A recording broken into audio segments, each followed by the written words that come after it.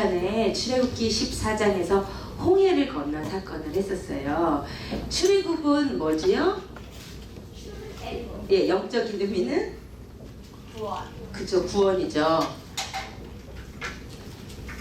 구원이에요. 세상과의 분리예요. 왜냐면 애굽이 세상이니까요. 그런데 출애굽 직후에 처음에 만난 게 이게 홍해였어요. 그 홍해의 영적인 의미가 뭐라고요? 세례. 예, 세례. 그렇죠. 세례는 물속에 다 이스라엘 백성이 잠기면서 이제 나는 세상에 대해서는 다 죽은 자입니다. 이제 그리고 홍해에서 나올 때는 세상에 대해서는 죽고 하나님께 대하여는 산 자로 나온다는 의미죠. 그래서 이것은 세상을 십자가에 못 박고 자의 죽음을 상징을 하는 거거든요. 그런데 이 홍해를 생각을 해보면 참 감사한 게 이스라엘 백성이 하나님이 내신 물 밑으로 난 길로 갔단 말이에요. 원래 없던 길인데 그것은 뭘 의미하냐면 이게 구원의 길이라는 게 하나님께서 기적적으로 만드신 길이라는 거예요. 없던 길이었는데 뭐냐면 우리가 이 세상에서 구원받은 게 기적이에요. 기적. 우리가 구원받을 수 없는 자들이잖아요. 어쩌다가 우리가 예수를 알고 예수를 믿어서 물밑으로 난 길로 구원을 얻은 거예요. 근데 더 기가 막힌 것은 뭐냐면 그 홍해를 건너고 났더니 무슨 일이 일어났어요? 다시 두 물이 합쳐져서 애굽으로 돌아갈 수 있는 길이 없어져 버렸어요. 그렇죠? 이것이 의미하는 바는 무엇일까요? 돌아갈 수가 없다. 우리가 한번 세상에서 나와서 하나님께 부름받은 이상 No turning back, 다시 돌아갈 길은 없어요. 하나님께서 그것을 이스라엘 백성들에게 확실히 보여주시더라고 홍해로 가게 하신 거예요. 그냥 블레셋 사람에게 그 육지로 난 길로 갔으면 이스라엘 백성이 가다가 힘들면 또 애굽으로 어느 길로 돌아갈까 생각을 했을 거란 말이에요. 근데 그들이 나온 길은 없어져 버렸어요. 이제 다시 돌아갈 수 없어요. 하나님께서 다시는 애굽으로 갈 생각을 하지 말고 애굽에서의 나는 아예 없어진 것으로 완벽하게 분리되라는 의미로 홍해로 건너가게 하시고 홍해물을 그냥 합쳐버리셨다는 거예요. 그래서 구원받은 우리는요 세상으로 다시 돌아갈 길이 없습니다. 아멘. 그러니까 이스라엘 백성들이 끊임없이 애굽을 추억하고 애굽을 그리워하고 애굽 말을 계속하는 것이 이게 이스라엘 백성의 비극이었어요. 왜냐하면 주님은 너희가 애굽으로 다시 돌아갈 수 없다고 말씀하시거든요. 이것이 사실은 우리의 비극이기도 해요. 우리는 물밑으로 난 길로 기적으로 구원받은 자들인데 우리가 구원받아 나온 그 길이 이제 없어져 버렸어요. 그래서 우리는 다시 세상으로 가려고 해도 어떻게 갈 줄 몰라요. 우리는 갈 수 없어요. 우리의 운명은 이제 가나안 땅이야. 그러면 이제 예전 것은 세상 것은 잊어버리고 가나안 복지만 향해서 가야 되는데 우리 구원받은 자들의 비극이 뭐냐면 자꾸만 세상을 그리워하는 거예요. 자꾸만 세상을 뒤돌아보고 자꾸만 옛 죄악의 추억에 잠기고 그리고 하나님께 나아가려고는 하지 않고 이것이 사실 우리의 비극이거든요. 제가 구원받고 나서 주님이 너무 좋은 거예요. 그래서 주님 앞에 기도하고 주님께 가까이 가는데 그런데 너무나 자주 이 세상이 또 너무 좋은 거예요. 근데 이제 구원받기 전에 제가 세상이 되게 이제 재밌게 이렇게 쿨 거렸잖아요. 학교에서도 이렇게 막 친구들 많이 몰고 다니고 막 이제 인기도 많고 막 그런 재밌게 놀고 막 이런 타입이었어요. 인기가 많았어. 그러니까 막 갑자기 막 얘가 막 변화돼가지고 막 놀지도 않고 맨날 기도하고 뭔가 애들 막 이상하게 생각하고 그렇죠. 근데 자꾸 너무 그 세상이 너무 유혹이 자꾸 세상에 자꾸 다시 가고 싶고 막 계속 괴로워하고 있었어요. 근데 어느 날 성경을 읽는데 주님께서 호세아서 말씀을 렘말 말씀으로 강하게 주시면서 이스라엘 백성에게 말씀하신 거예요. 너희가 다시 애굽으로 돌아가지 못하겠거늘 나에게 오기를 싫어하니 아수르가 너희를 망하게 할 것이라고 주님께서 그 말씀을 너무 강하게 주시면서 혜선아 너는 이제 다시 세상으로 갈 수 없어. 너는 다시 애굽으로 갈 수 없어. 너는 애굽에서 나 혼자야. 돌아갈 길이 막혔어라고 주께서 너무 강하게 말씀을 하시는 거예요. 제가 맞아. 나 이제 다시 돌아갈 수 없는데. 근데 다시 세상으로 이제 어떻게 돌아가요? 예전처럼 어떻게 살아? 이제 나는 하나의 길만 있는데 내가 왜 이렇게 자꾸 세상을 돌아볼까? 그러면서 주님께 많이 눈물로 회개하고 했던 그 기억이 있어요. 그러니까 우리의 삶은 no turning back이에요. 한번 이제 세상으로 다시 돌아갈 마음 있으세요? 에? 없으시죠? 없으시죠? 없어요. 돌아가서 뭐 하겠어요? 우리가 결론을 아는데 이제 돌아갈 수 없어요. 그러니까 세상 우리가 결국은 그 세상의 욕을 점점 더 없애고 주님 앞으로 나아가는 게 그것밖에 없어요. 바울처럼 이전에 있던 일은 이제 잊어버리고 표대를 향해서 달려갈 수밖에 없어요. 그게 그리스도인에게 있는 여정임을 기억하시기를 바랍니다. 아멘. 그게 이제 홍해 사건이었어요. 그런데 오늘 말씀에 봤더니 홍해를 건너고 나서 제일 처음 일어나는 일이 나와요. 그게 출애굽기 15장에 그게 뭐죠? 예배.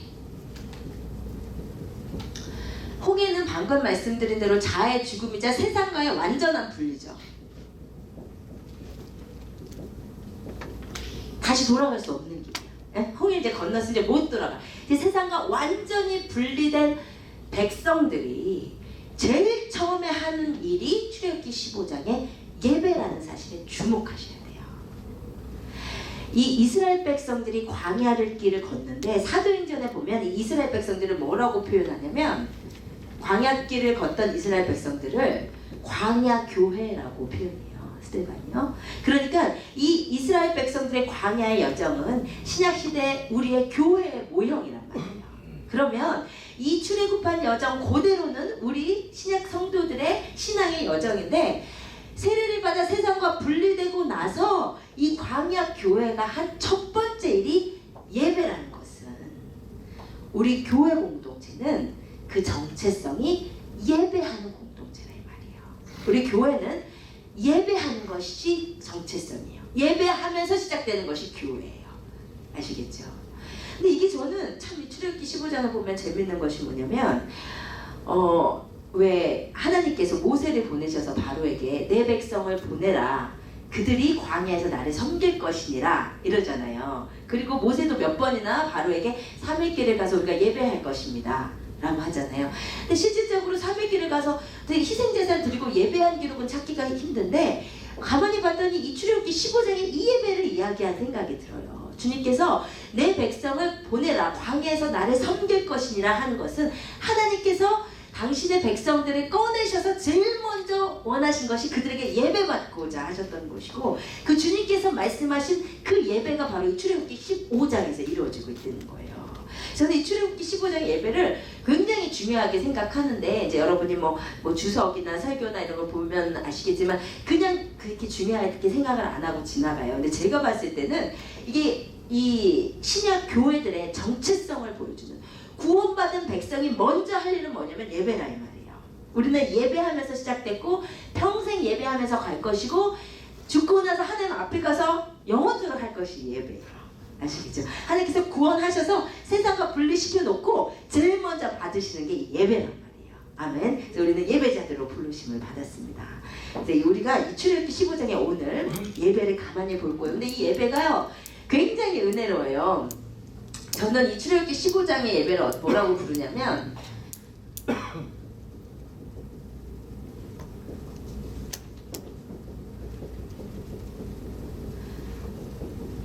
광야에서 드린 천상의 예배라고 저는 표현을 해요. 먼저 이 예배가 어떤 식으로 진행됐었는지 한번 볼게요. 처음에요 15장 1절에 보면요 먼저 모세랑 이스라엘 자손이 노래를 부르기 시작해요. 근데 여기 1절에 있는 이스라엘 자손은 남녀 전체가 아니고 보통 이제 성경에서 이스라엘 자손이라 했을 때는 남자만 이제 이야기를 하거든요.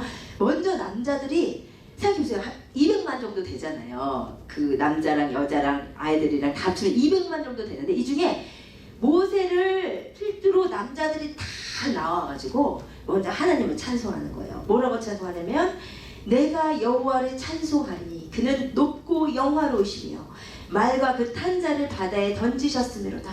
여호와는 나의 힘이시오 노래시며 나의 구원이시로다. 그는 나의 하나님이시니 내가 그를 찬송할 것이요 내 아버지의 하나님이시니 내가 그를 높이리로다. 완전 뭐 다른 거 없어. 그냥 하나님을 찬양하고 높이고 영광 돌리는 거죠. 그는 힘이시고 나의 구원의 반석이라고 막 남자들이 막 찬양을 하는 거예요. 얼마나 멋있겠어요. 그죠? 남자들 사실 남성 합창단 되게 멋있잖아요. 그쵸? 체육센터에 갔더니 이렇게 남성 합창단 지휘하는 사진이 있으시더라고요. 그 남자들 한 50명만 합창해도 멋있잖아요. 근데 그 이스라엘 60만 장전이 막 노래를 부르는 거예요. 그러고 났더니 20절 보세요. 그러고 났더니 20절에 아론의 누이 선지자 미리암의 손에 소고를 잡음에 이제는 여자들이 모든 여인이 함께 따라와가지고 소고를 잡고 춤추면서 남자들에게 화답을 하는 거예요. 뭐라고 하냐면 너희는 여호와를 찬송하라. 그는 높고 영화로우시며 말과 그 탄 자를 바다에 던지셨음이로다. 이거 뭐라고 하나요? 이거 합창이죠? 합창이지 무슨 합창인지 모르겠네. 아무튼 합창을 이렇게 주거니 받거니 하면서 이스라엘 백성이 감동적으로 얼마나 감동적이었겠어요. 아까 우리 이선재 성도님 실감나게 얘기하셨지만 그 이렇게 쌓인 물 담 사이로 건너가면 우리들은 다 살았어. 근데 애굽 평원지에서 죽었어. 그러고 나니까 이 구원받은 은혜가 너무 감격스러운 거예요. 그러니까 누가 시켜서가 아니라 그 감동에 하나님을 높이고 싶어서 먼저 남자들이 하나님을 찬양하니까 또 여자들이 같이 화답하고 이스라엘 역사 가운데 전무후무한 영적인 예배, 다 같이 한 마음으로 하나님을 높이는 영적인 예배가 출애굽기 15장에서 이루어진다 이 말이에요. 이 예배가 이스라엘 백성들에게도 얼마나 감동이었겠습니까마는 제가 봤을 때 하나님께도 정말 감동적인 예배였을 것 같아요. 왜냐하면 이 출애굽 사건이 하나님께서 오랫동안 계획하신 일이잖아요. 언제 약속하신 거라고요, 이 출애굽을? 응? 아브라함 때. 창세기 15장에서 약속하셨잖아요. 아브라함에게 너의 후손이 애굽에서 많아져가지고 4대 만에 돌아올 것이다. 내가 반드시 이 일을 이루리라고 주님께서 창세기 15장에서 약속했던 그 일을 하나님께서 약속대로 지금 성취하시는 거예요. 그래서 하나님의 그 예수 그리스도의 보혈의 공로로 어린 양의 피로 구원받은 자들이 한 마음이 돼서 그 구원의 은총을 찬양할 때 하나님의 이 예배를 제일 받고 싶으시는 거예요. 하나님께도 너무나 감동이 되는 예배였고 이 예배와 함께 교회 공동체가 탄생한 거예요. 아시겠죠? 그러니까 교회는요, 아이덴티티가 예배하는 공동체. 그게 가장 중요한 거예요.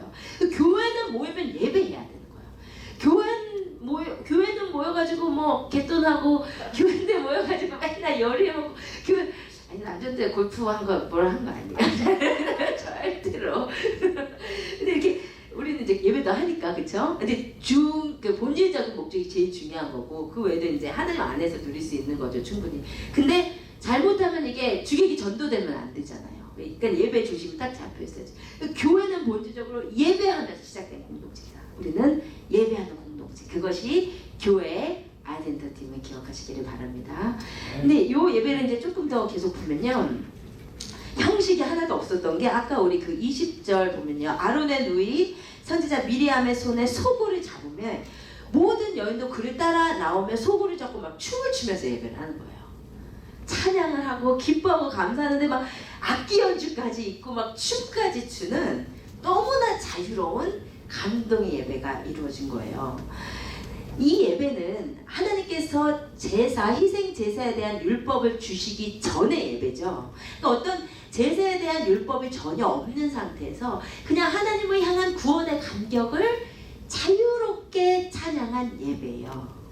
그런데 사실 주님께서 레위기에 주시는 희생 제사의 율법은 나중에 예수 그리스도를 미리 가르쳐 주시기 위해서 주님께서 주신 율법이지 그것이 주님께서 원하시는 궁극적인 예배는 아니에요. 그렇죠? 구약의 희생 제사는 예수 그리스도를 예표하기 위해서 가르쳐 주신 것이지 구약의 희생 제사가 하나님께서 원하시는 예배의 궁극적인 모형은 아니란 말이에요. 그러면 우리가 드려야 될 예배의 궁극적인 모습은 성경에서 어디에 나타날까요?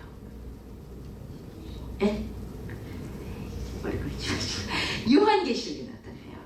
요한계시록의 천상의 예배가 성도들이 영원히 드릴 완벽한 예배의 모형이에요.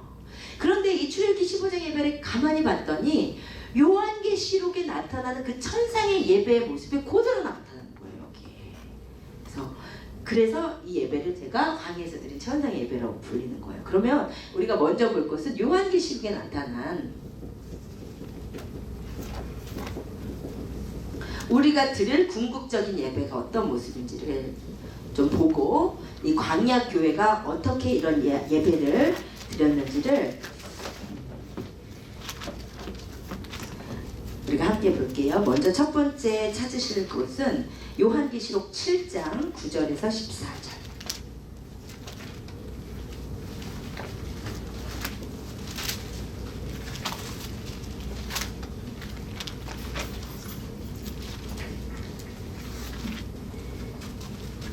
요한계시록 7장 9절에서 14절 우리 정용자매님과 함께 다 같이 읽어주세요. 시작. 이 일 후에 내가 보니 각 나라와 족속과 백성과 방언에서 아무도 능히 셀 수 없는 큰 무리가 나와 흰 옷을 입고 손에 종려 가지를 들고 보좌 앞과 어린 양 앞에 서서 큰 소리로 외쳐 이르되 구원하심이 보좌에 앉으신 우리 하나님과 어린 양에게 있도다 하니 모든 천사가 보좌와 장로들과 네 생물의 주위에 서 있다가 보좌 앞에 엎드려 얼굴을 대고 하나님께 경배하여 이르되 아멘. 찬송과 영광과 지혜와 감사와 존귀와 권능과 힘이 우리 하나님께 세세토록 있을지어다. 아멘 하더라. 장로 중 하나가 응답하여 나에게 이르되 이 흰 옷 입은 자들이 누구며 또 어디서 왔느냐. 내가 말하기를 내 주여 당신이 아시나이다 하니 그가 나에게 이르되 이는 큰 환란에서 나오는 자들인데 어린 양의 피에 그 옷을 씻어 희게 하였느니라. 아멘. 아멘. 여기를 보면요, 먼저 예배하는 예배자들의 모습이 나오는데 예배하는 자들의 모습이 뭐라고 되어 있어요? 흰옷 입은 자들이. 근데 이들이 어떻게 흰옷을 입게 됐냐면 무엇 때문에? 어린 양의 예, 어린 양의 피로 씻어서.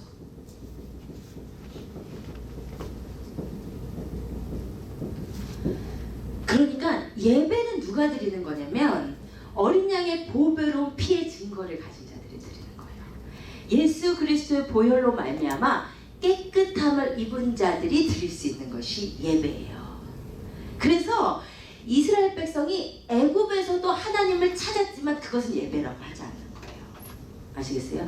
우리가 출애굽기 계속 봤잖아요. 하도 바로왕이 이스라엘 백성을 힘들게 하니까 이스라엘 백성이 하나님께 부르짖었다고 나오죠. 그 부분 봤었죠. 출애굽기 2장에서. 근데 그 부르짖음을 예배라고 하지 않아요. 왜냐하면 그들은 여전히 애굽 땅에 있기 때문에. 예배는 누가 드리는 거냐면요, 출애굽을 해서 세례를 받은 자들이, 출애굽을 해서 세상과 완전히 분리된 자들이 드리는 게 예배예요. 예배는 예수 그리스도의 보배로운 피로 말미암아 깨끗함을 입은 자들, 세상과 분리된 자들이 드리는 것이 예배란 말이에요. 그것이 천상의 예배의 모습이고요. 근데 두 번째 이 예배의 모습을 가만히 봤더니 9절에 봤더니요, 이후에 내가 보니 각 나라와 족속과 백성과 방언에서 나와요. 각 나라와 족속과 백성과 방언은 이제 여러 언어를 쓰는 사람들이라는 거죠. 방언, 이것은 그러니까 다양한 사람들이 하나가 되어서 드리는 게 예배예요.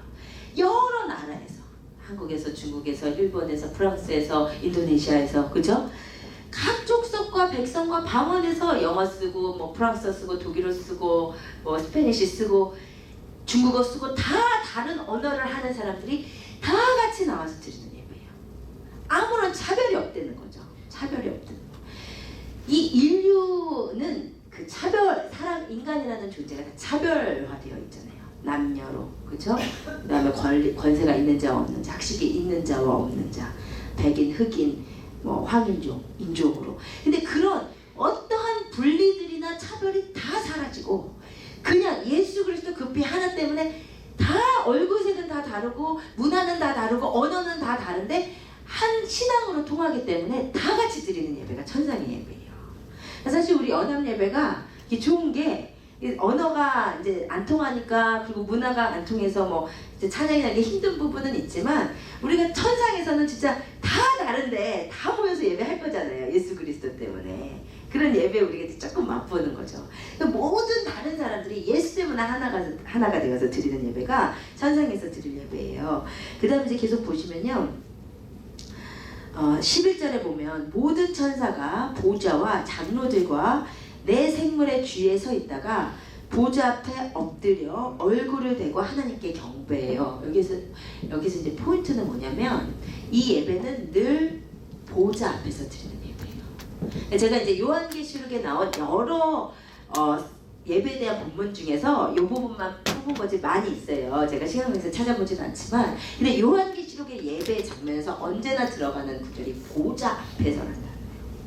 우리가 천상에서 드릴 궁극적인 예배는 반드시 보좌 앞에서, 하나님의 보좌 앞에서 드릴 거예요. 이 보좌 앞에서 다른 말로 뭐냐면 하나님의 임재 앞에서, 성령님의 기름 부으심 안에서.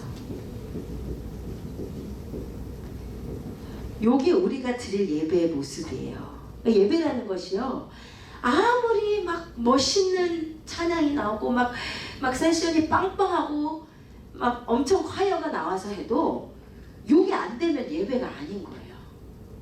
하나님의 임재 앞에서 없이 인간들의 음악적인 재능과 본인들의 흥에 취해서 하는 예배는 예배가 아니에요. 예배는요, 하나님의 임재 앞에서, 그 기름 부으심 안에서 해야 돼요. 천상의 예배는 그렇게 하나님의 보좌 앞에서 드려지는 예배예요. 그 다음에 이제 또 보면요, 우리가 어디를 또 찾아보시냐면 요 부분에서 12절 보면요, 아멘, 찬송과 영광과 지혜와 감사와 존귀와 권능과 힘이 우리 하나님께 세세토록 있을지어다, 이렇게 예배하잖아요. 근데 이 예배에 하나님 우리 남편 직장 좀 잡게 해주세요, 뭐 이런 거 없어요. 이 예배 하나님 우리 자식 정신 좀 차리게 해주세요, 이런 예배 없어요. 요한계시록에 기록된 예배에는요, 그 예배에서 사람들이 하는 말이 나오는데 그게 뭐냐면 거룩하다, 거룩하다, 거룩하다, 영광과 존귀와 찬양이 세세무궁토록 있을지어다, 이런 말이 있습니다. 이게 뭐냐면은 영광을 돌려드리는 거, 송영이라고 하죠. 영광과 존귀와 감사와 축복을, 존귀와 영광을 올려드리는 거, 하나님께 올려드리는 거, 그게 이제 요한계시록에 기록된 예배예요. 얼마 전에 그 열나병 환자의 그 본문에서도 나왔지만, 우리가 너무나 자주 예배와 우리의 기도랑 막 헷갈리는 것 같아.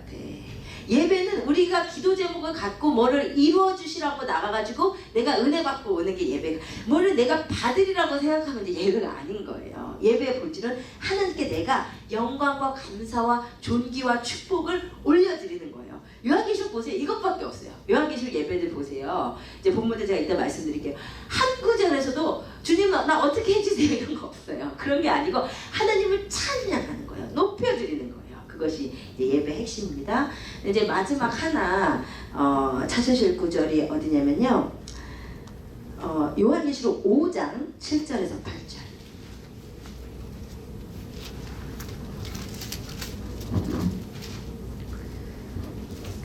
요한계시록 5장 7절에서 8절. 예, 읽어주세요. 그 어린 양이 나와서 보좌에 앉으신 이의 오른손에 두루마리를 취하시니라. 그 두루마리를 취하심에 네 생물과 24장로들이 그 어린 양 앞에 엎드려 각각 검은고와 향이 가득한 금대접을 가졌으니 이 향은 성도들의 기도들이라. 예, 이어서요 11절부터 14절이요. 내가 또 보고 들음에 보좌와 생물들과 장로들을 둘러선 많은 천사의 음성이 있으니 그 수가 만만이요 천천이라. 그 음성으로 이르되 죽음을 당하신 어린 양은 능력과 부와 지혜와 힘과 존귀와 영광의 찬송을 받으시기에 합당하도다 하더라. 내가 또 들으니 하늘 위에와 땅 위에, 땅 아래와 바다 위에와 또 그 가운데 모든 피조물이 이르되 보좌에 앉으신 이와 어린 양에게 찬송과 존귀와 영광과 권능을 세세토록 돌릴지어다 하니 네 생물이 이르되 아멘 하고 장로들은 엎드려 경배하더라. 아멘. 여기요 봤더니 8절에 봤더니 그 두루마리를 취하심에 네 생물과 24장로들이 그 어린 양 앞에 각각 엎드려 각각 검은 고와 향이 가득한 금대접을 가지고 가요. 검은 고와 기도의 대접을 가지고 올라가서 예배를 드려요. 아시겠죠? 이거 뭐냐면 검은 고가 상징하는 바는 뭐겠어요? 예, 음악이에요. 음악, 찬양, 그리고 기도. 그래서 이 요한계시록의 예배가 어떻게 이루어지냐면 성도들이 하나님께 올려드린 찬양, 음악, 연주와 기도가 하나님께 올라가서 하나님께 영광을 돌리는 거예요. 그러니까 예배의 핵심은 계속 말씀드리지만 찬양하고 기도예요. 찬양과 기도로 하나님께 영광을 돌릴 때 하나님께서 부어주시는 게 하늘의 양식과 은혜죠. 아시겠죠? 그러니까 계속 말씀드리지만 예배 드리러 와가지고 내가 말씀 들으려고 하는 것은 예배를 드리는 게 아니에요. 내가 예배 받으려는 모습이지. 예배의 핵심이 뭐냐면 성도가 구원받은 성도가 하나님께 영광과 존귀와 감사와 찬송을 음악과 기도로 올려드리는 거예요. 막 자유롭게 올려드리는 거예요. 근데 이게 이제 그 유명한 그 하프와 볼이죠. 이제 많이 얘기하는 이 검은 고로 하는 찬양이 있다. 우리가 성령 캠프 때도 말씀드렸지만 우리가 하나님 앞에 올려드리는 예배를 드리는데 이 음악이라는 것이 얼마나 중요하냐. 영광 있는 음악이 얼마나 우리로 하여금 하나님께 반응하게 하는지 몰라요. 이 예배 핵심에 이 찬양이 있어요. 음악이 있어요. 이 5가지가 요한계시로 나타난 우리가 드릴 천상의 예배의 모형이에요. 이제 집에 가서 시간 되실 때 요한계시록 4장, 5장, 7장에 보시면 하늘에 나타난 이 천상의 예배들의 특징이 이렇게 보인다는 것을 알 수 있어요. 그런데 우리가 오늘 함께 다루는 출애굽기 15장에 이 이스라엘 백성이 처음으로 출애굽하자마자 교회가 처음으로 생기자마자 드린 예배가 아니 이 천상의 예배를 드리고 있다는 거예요. 너무 놀라운 거예요. 그걸 한번 볼게요. 먼저 첫 번째는 천상의 예배는 우리가 드릴 궁극적인 예배는 여기 있어야 돼. 구원받은 백성. 구원받은 백성이 드리는 예배예요. 근데 우리가 방금 본 것처럼 출애굽기 15장의 예배는 홍해를 건너므로 해서 세상과 완전히 분리된 자들이, 그죠? 유월절 어린 양의 피로 구원받은 자들이 하나님께 드리잖아요. 구원받은 백성의 예배였어요. 그 다음에 각 나라 족속 백성 방언 다양한 사람들이 아무런 차별 없이 하나가 되는 예배였어요. 그게 우리 출애굽기 15장에 본 거에서 방금 본 거에서 뭐였죠? 네? 그렇죠. 남자 여자랑 같이 주고받으면서 찬양. 이게요 당시로서는 생각할 수 없는 거예요. 이게 너무나 기가 막힌 게 아무도 이걸 작정하지 않았을 거예요. 그런데 성령 안에서 있다 보니까 자연스럽게 차별이 없어지는 거야. 남성은 인간이었고 여자는 인간도 아니었어요. 수혜도 안 쳤잖아. 근데 어떻게 성령 안에 들어가니까 남자들이 먼저 주님을 찬양했더니 여자들도 같은 감동으로 담대하게 나가서 찬양을 하고 남자들도 그것이 한 마음이 돼서 하나님 찬양해 버리는 거예요. 그러니까 이게 뭐냐면 예수 안에서 남자나 여자나 유대인이나 이방인이나 종이나 자유자나 하나가 되는 모습이에요. 이게 기가 막힌 게 누가 가르쳐주지도 않았어. 하나님께서 궁극적으로 원하시는 것이 이것이라고 가르쳐주지도 않았는데 성령 안에서 이들이 충만해 버렸더니 지금 하나된 예배를 드리고 있는 거예요. 그러니까 우리도 그렇잖아요. 연합 예배 드릴 때 은혜가 없으면 이게 언어가 답답한 게 굉장히 더 힘들고, 그죠? 찬양이 익숙하지 않은 게 굉장히 더 힘들고, 그죠? 근데 은혜가 있을 때는 그게 문제되지 않잖아요. 찬양도 다 따라하지 못하지만 은혜롭고 말씀도 잘 이해하지 못하지만 은혜롭잖아요. 이게 성령 안에 있으면 이게 하나됨을 이루게 하시는 것 같아요. 근데 그 모든 차별이 없어지고 인간의 차별을 정말 하나님께서 싫어하시는 거잖아요. 성령 안에서 하나 되는 모습이 보이는 거예요.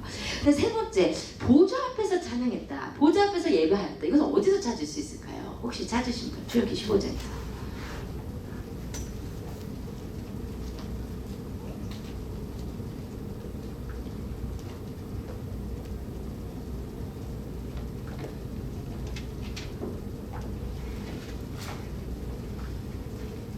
저는 어디서 찾냐면요. 21절을 보세요. 20절부터 잘 볼게요. 아론의 누이 선지자 미리암이 손에 소고를 잡음에 라고 기록되어 있어요. 갑자기 혜성같이 등장하는 여자가 있는데 미리암이에요. 그 전에 한번 물론 나왔었죠. 이제 모세 갈대상자에 띄어보낼 때 공주에게 어머니에 대해서 얘기했던 그 미리암이 갑자기 지금 이 예배의 자리에서 혜성같이 등장하는데 성경이 이 여인을 뭐라고 부르고 있어요? 선지자라고 부르고 있어요. 이런 구절을 그냥 넘어가면 안 돼요. 미리암이 선지자나 보구나 이렇게 넘어가시면 안 되고, 아니 언제부터 미리암이 선지자였어요? 그 전에 미리암이 선지자로서 역할한 기록이 있어요? 없어요. 근데 미리암이 갑자기 성경이 미리암에 대해서 선지자라고 얘기해요. 성경이 선지자라고 할 때는 누구를 선지자라고 하죠? 네. 하나님과 주고받는 자. 조금 구체적으로 구약에서 기름 부음을 받아야 선지자였어요. 기름 부음 부음을 받은 자가 선지자예요. 그건 다른 말로 하면 뭐냐면 미리암이 지금 이 자리에 기름 부음을 받았다는 거예요. 성령의 기름 부으심을 받아가지고 본인이 갑자기 기름 부으심이 임하니까 영적인 권위를 가지고 여성들을 리더하면서 막 앞으로 나오는 거예요. 그러면서 이분이 이렇게 찬양하잖아요. 너희는 여호와를 찬송하라. 여러분 이게요. 그 장면을 상상해 보시면 제가 생각할 때는 미리암이 갑자기 너희는 여호와를 찬송하라 하는데 그 소리가 너무 영적인 권위와 기름 부으심이 넘쳐서 쩌렁쩌렁 했을 것 같아요. 그 선포가 사람들로 하여금 하나님 정말 찬송하고 싶게 했을 것 같아요. 강력한 기름 부으심 가운데서 그는 높고 영화로우시며 말과 그 탄자를 바다에 던지셨음이로다 하면서 이거 그냥 뭐 우리가 그냥 이거니까 여호와를 찬송하라 그는 높고 영화로우시며 말과 그 탄자를 뭐 이렇게 한 게 아니란 말이에요. 너는 여호와를 찬송하라 하는데 평소에 그 미리암이 아니야. 막 카리스마 넘치는 그 안에 하나님의 영이 가득한 막 선포를 했을 거란 말이에요. 그런데 미리암이 선지자의 역할을 하는 거예요. 그것은 뭐냐면요. 지금 이 공동체 예배가요. 기름 부으심 안에 있다는 증거예요. 예배가요. 기름 부으심 안에 있으면 고자 앞에서 드려지면 어떤 현상이 일어나냐면 집단적인 기름 부으심이 일어나요. 그리고 집단적인 기름 부으심이 일어나면 특징이 뭐냐면 그 안에서 그 공동체 안에서 영적으로 예민한 자들, 영적으로 깨어있는 자들, 은사가 있는 자들의 은사가 활성화되고 기름 부으심이 있고 영적으로 예민한 자들이 막 은사가 활성화돼서 막 일어나 영적인 자들이 일어나기 시작하는 거예요. 그래서 기름 부으심이 충만한 교회는 목사만 뭐 은사 있는 것이 아니라 막 뭐 성도님들 가운데 뭐 예언하시는 분, 치유하시는 분 막 있잖아요. 기름 부으심이 충만하니까 집단적인 기름 부으심이 개인적 기름 부으심으로 연결이 되거든요. 그래서 이 공동체에서 예배드리다가 내 안에 있던 은사들이 막 개발되고 활성화되고 그렇게 되는 거거든요. 미리암이 갑자기 기름 부으심이 충만해서 선지자로 이루어졌다는 것은 이 공동체가 지금 기름 부으심 충만한 예배를 드리고 있다는 거예요. 이 공동체가 싸늘했을 때는 미리암도 싸늘했어. 이 공동체에 은혜가 임하니까 미리암이 막 은혜롭게 막 일어서는 거예요. 우리가 성역 캠프 진짜 좋았잖아요. 하시는 분들 모르시죠? 뒤끝이 있어서 진짜 좋았거든요. 근데 아니 어떻게 하나가 처음 그 감동받으면서 환상을 보고 우리 승희가 막 환상을 보고 그러잖아요. 그 안에 기름 부으심이 뒤끝이 있어서 한 명씩 다 이건데 기름 부으심이 넘치니까 그 안에서 우리가 찬양하는데 정말 얼마나 자유로웠어요. 뭐 이렇게 진짜 습관적인 찬양이 아니었잖아요. 우리 이만식 권사님이 앞에 나와서 춤을 추고 싶으시더래. 오죽하시면 꼭 간증하셔야 돼요. 아우 제가 진짜 이렇게 보는데 얼마나 그 자유로움과 기쁨 가운데서 찬양을 하시는지. 우리 솔직히 그러시잖아요. 너무 하나가 되어서 정말 너무 아름다운 예배를 하나님께 드렸잖아요. 보좌 앞에서 하면 우리 안에 자유로움이 있고 회복이 있고 지금까지 그 힘과 자유로움이 있고 그게 정말 특징인 것 같아요. 이 미리암 같은 사람까지 일어나가지고 하나님을 찬양하는 그 기름 부으심이 충만한 예배였어요. 그 다음에 이들의 그 예배의 내용을 보세요. 2절 보세요. 모세가 내가 여호와를 찬송하리라 하면서 2절에 여호와는 나의 힘이요 노래고 나의 구원이다. 나의 하나님이고 내가 찬송할 것이다. 여호와를 막 높이잖아요. 지금 이 예배의 내용이 뭐냐면 주님 우리가 광야길에 가야 되는데 음식이 떨어지기 전에 음식을 주세요. 물이 떨어지기 전에 물을 주세요. 걱정이 많으면 이런 거 하나도 없고 구원해 주신 그 은혜를 찬양하고 하나님을 높이고 영광 돌리는 거 그게 전부였어요. 그게 예배란 말이에요. 그게. 네. 여러분 그게 예배예요. 자꾸만 이제 맨날 뭐 이루어 주시라고 그렇게 진짜 하지 마시고 예배는 예배자로 선다는 것은 하나님을 내 상황과 환경과 아무 관계없이 하나님을 높이는 거야. 하나님 영광 돌리는 그때 정말 기뻐하시잖아요. 그거 느껴보셨죠? 기도하실 때도요 맨날 기도 제목 정하고 맨날 내 사정 때문에 우는 그 기도보다요 내 상황과 처지는 지금 힘들지만 기도 제목은 가득 차 있지만 그러나 주님은 영화로우십니다. 주님은 높으십니다. 주님은 왕이십니다. 그때 하나님이 정말 기뻐하신다는 거예요. 그때 기름 부으심이 충만한 거예요. 아멘. 여러분 진짜 그런 기도 해보세요. 혼자서 기도하실 때 뭐 해주세요 뭐 이런 거 그만하시고 주님은 높으십니다.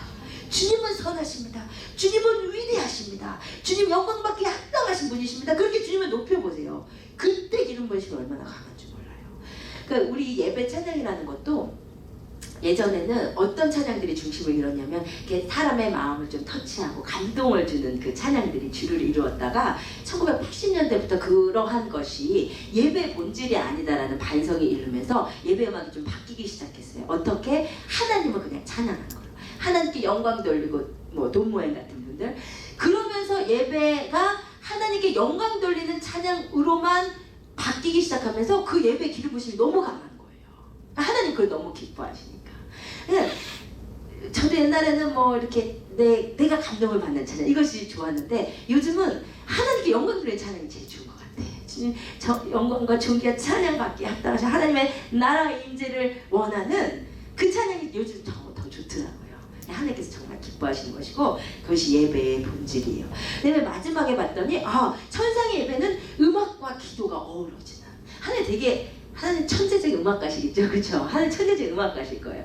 근데 검은과 하프와 볼이 올라갔는데 이 출애굽기 15장에 봤더니 여자들이 그냥 아니 그 출애굽 정신없이 하면서 언제 소고를 갖고 온 거야? 소고를 갖고 나가지고 어떻게 그렇게 한 거야 도대체? 소고를 하나님을 찬양하고 이게 하나님을 최고로 찬양한 사람들이 막 음악인들이 또 기름 부심 충만하니까 더 잘 막 찬양을 하게 되는 거죠.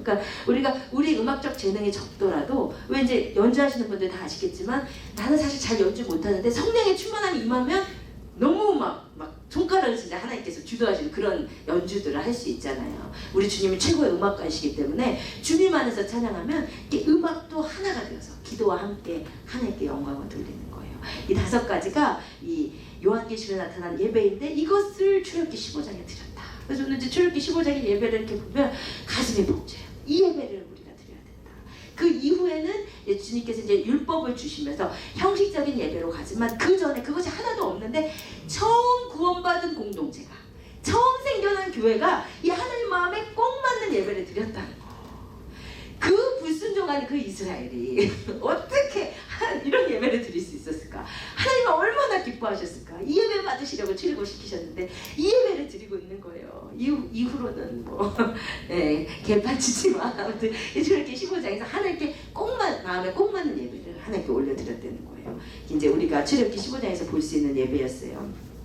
그런데 문제는 뭐냐면 이 출애굽기 15장에서 한 이 예배가 정말 안타깝게도 그 이후에는 다시는 나타나지 않아요. 그죠? 이렇게 예배드렸다는 기록도 있나요?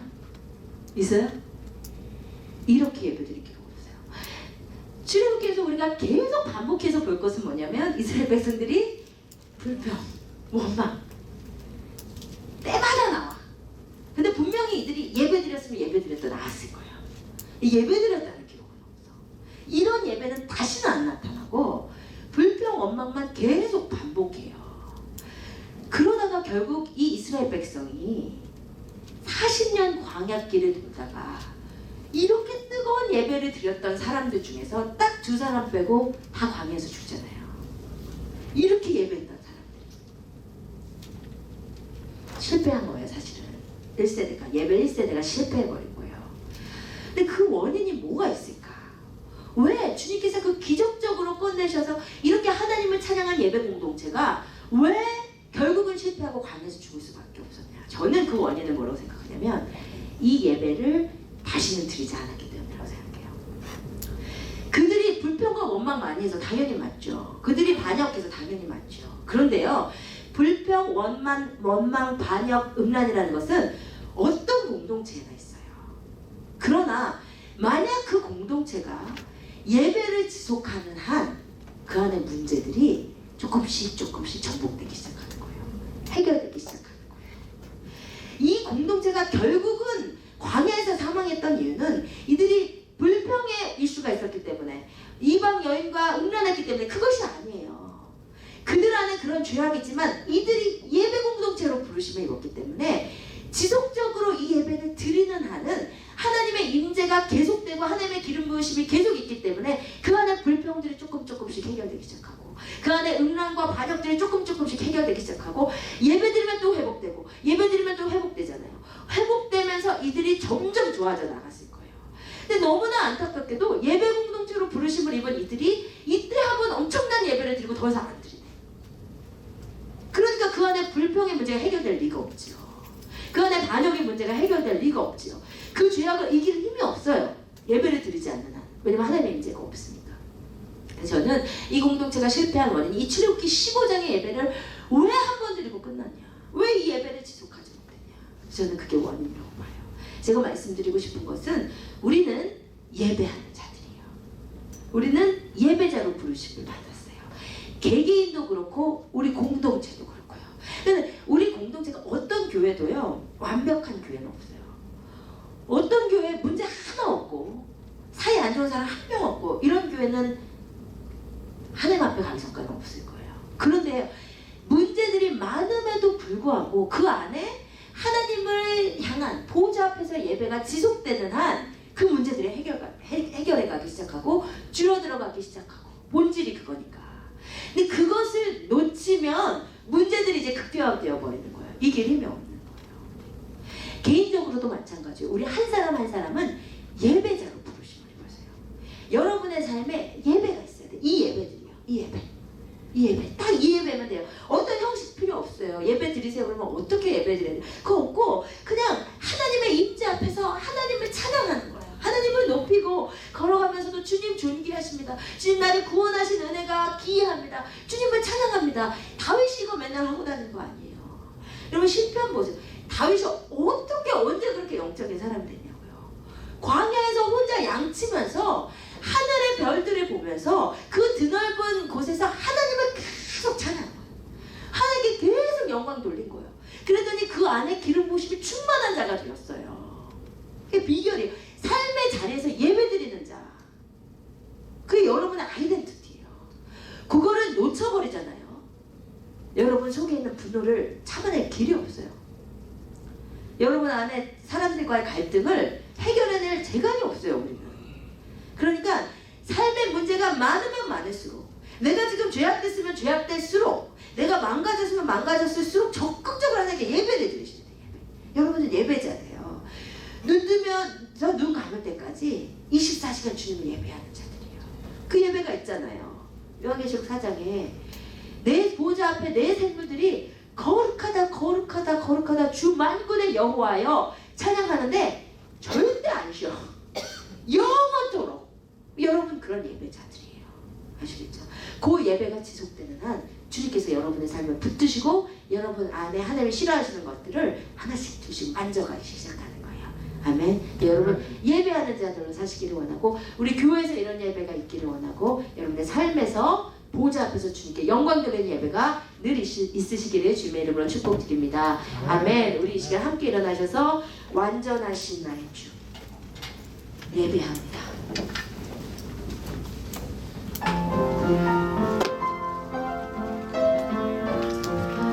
우리 이 시간 출애굽기 15장의 예배를 상상해 보십시다.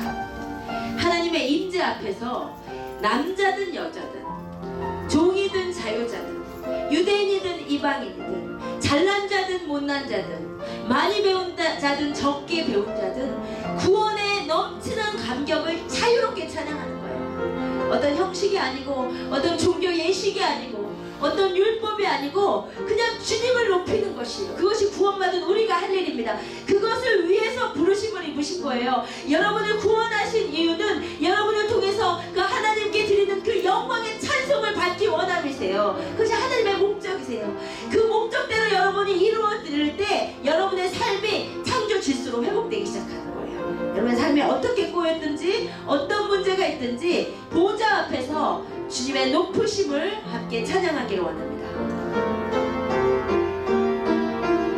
완전하신 나의 주, 완전하신 나의 주, 의의 길로 날 인도하소서. 행하신 모든 일 주님의 영광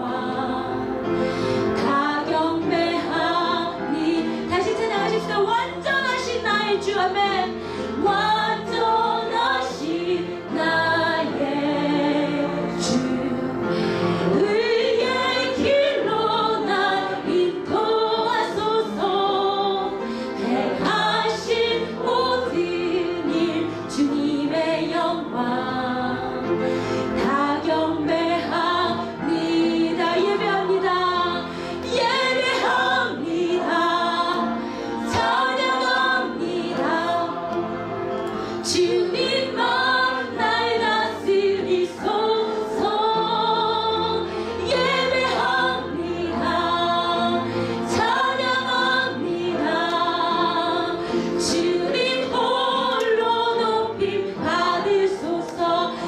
진정한 예배는 보좌 앞에서 드리는 예배입니다. 우리 이 시간 보좌 앞에 서십시다. 구원받은 우리가, 예수 그리스도의 보혈의 피의 증거를 가진 우리가, 희노 기쁜 우리가 하나가 되어서 주님을 높이십시다. 다른 어떤 이유 때문이 아니라 나를 구원해 주신 그 은혜를, 그 감격을 주님 앞에 찬양하십시다. 주님 홀로 높임 받으시기 원합니다. 완전하신 나의 주, 완전하신 나, 주님은 완전하십니다. 아멘. 의의 길로 날 인도하소서. 행하신 모든 일 주님의 영광 다 경배합니다. 다 경배합니다. 다 경배합니다. 예배합니다. 찬양합니다. 주님만 날 다스리소서. 아멘. 예배합니다. 찬양합니다. 주님 홀로 높임 받은 예배합니다. 예배합니다. 찬양합니다. 주님만 날 다스리소서. 아멘. 예배합니다. 예배합니다. 찬양합니다. 주님 홀로 높임 받으소서. 아멘. 우리 이 시간 함께 기도하실 때 우리 가운데 검은 고와 기도의 향이 자유롭게 주님 앞에 올라가기를 원합니다.